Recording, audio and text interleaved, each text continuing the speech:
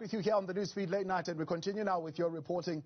Economic Freedom Fighters leader Julius Malema has questioned what there is to celebrate this Freedom Day. He held his party's first rally since the coronavirus-induced lockdown at a packed Soulsville arena in Atteridgeville. Malema says people still have no freedom if they don't have access to basic services. What type of freedom is this one?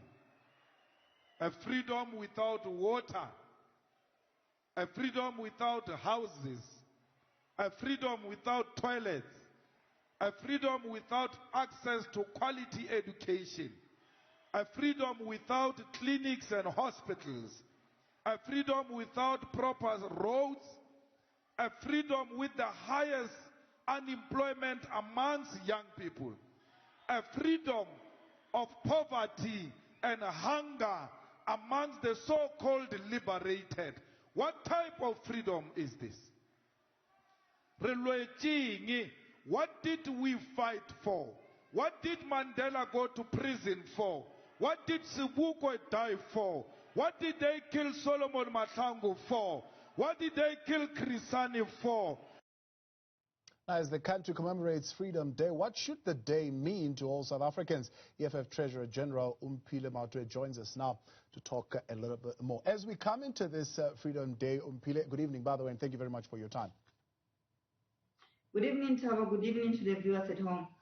As we come into this Freedom Day, we just held by-elections, about 14 wards up for grabs, ANC retaining most of theirs and I think winning 2 new ones, and the EFF not showing up in those particular by-elections. Talk to me about election results in the context of freedom, right, and protest hotspots in general, and the failure to reduce the ANC's electoral support in spite of all the issues that the president of the EFF has just raised.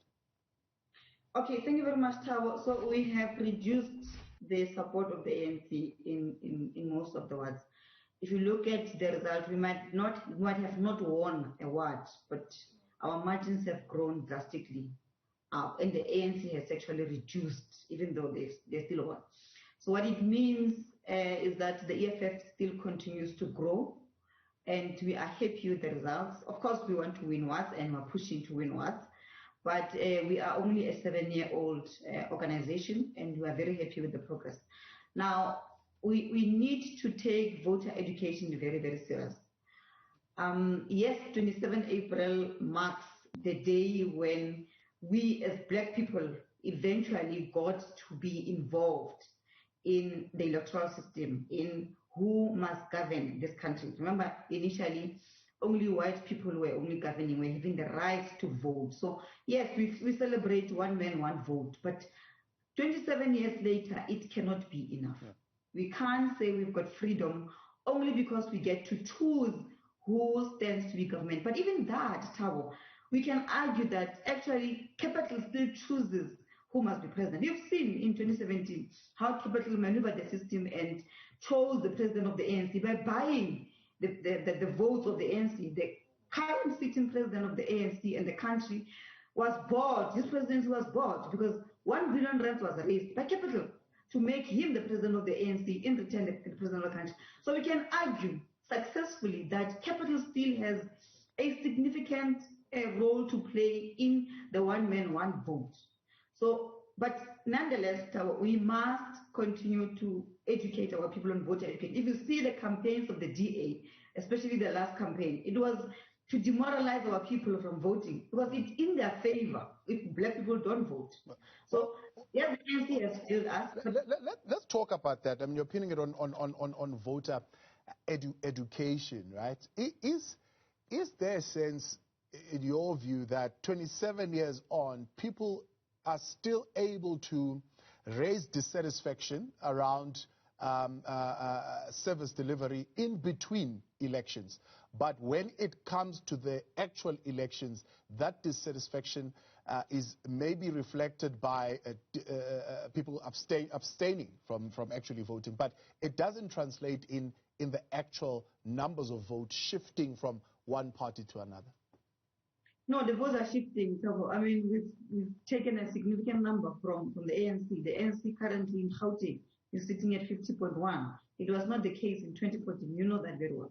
The EFF has grown from 6% now to 12% last year.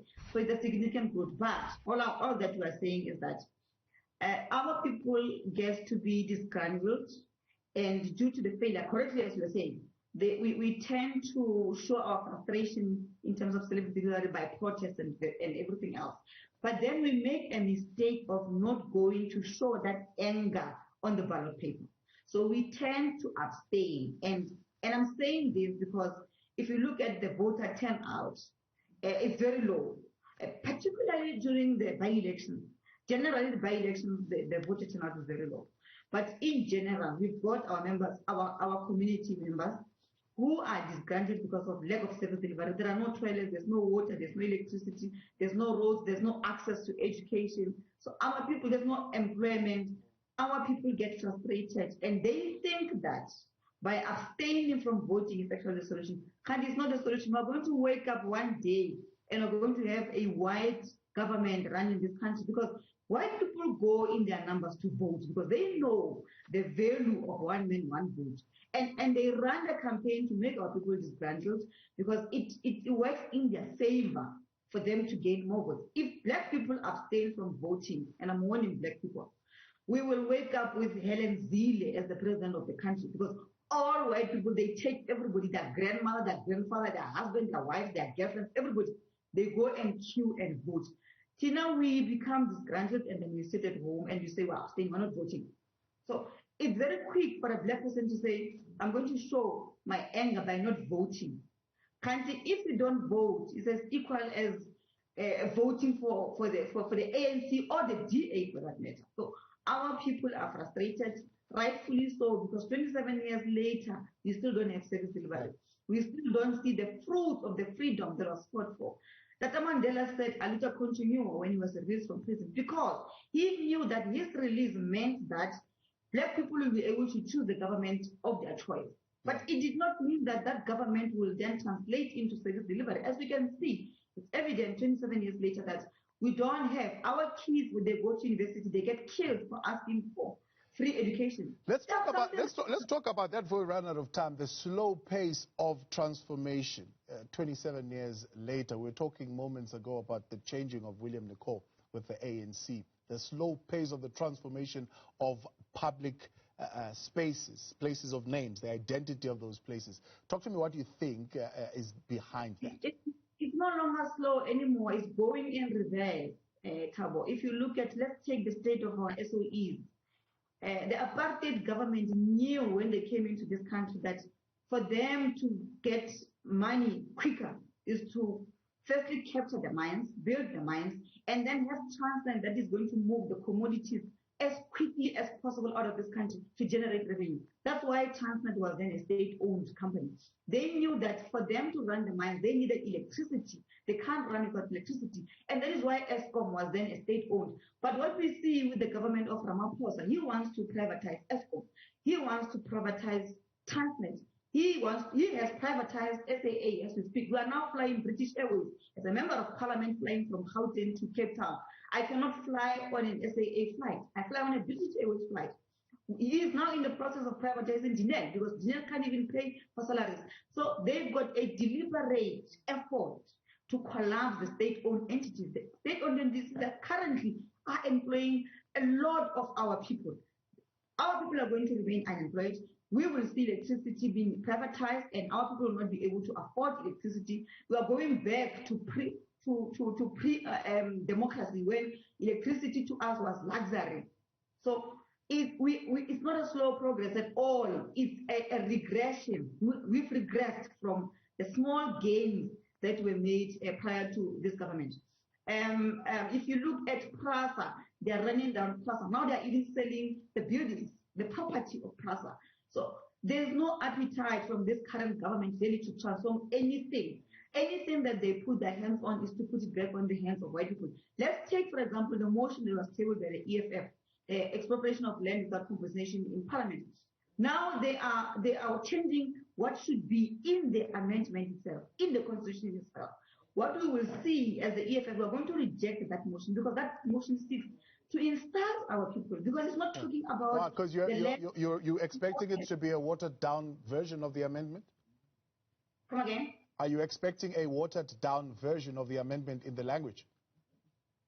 It's already happening. If you look at the draft currently, Thabo, it's a completely different thing altogether. It's not talking about the land that was stolen in 1652 because the land here was repossessed in 1652. What they are talking about is completely different. And as the EFF were questioning the ANC to say, we're going to reject it because we can't afford to keep lying to our people. We're going to have a Mickey Mouse amendment that doesn't mean anything, like the many amendments that they've done that don't mean anything in terms of transforming the lives of our people. So, but we sit here in a country where 80% of the population owns less than 10% of the land, and the minority owns more than 90% of the land. Now, you can't do anything without the land. The land is the basis for anything. The land comes with minerals. The land comes with water. The land comes with food. The land comes with building your own house, Thabo. We've got lots of squatter camps. Our people don't have houses, can't build houses.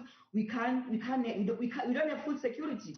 If actually this land was owned by white people, they can just wake up and say, black people, all of you, get out of my land. In actual fact, I wish they do that so that the ANC can wake up. White people must wake up and say, all black people must vacate their land.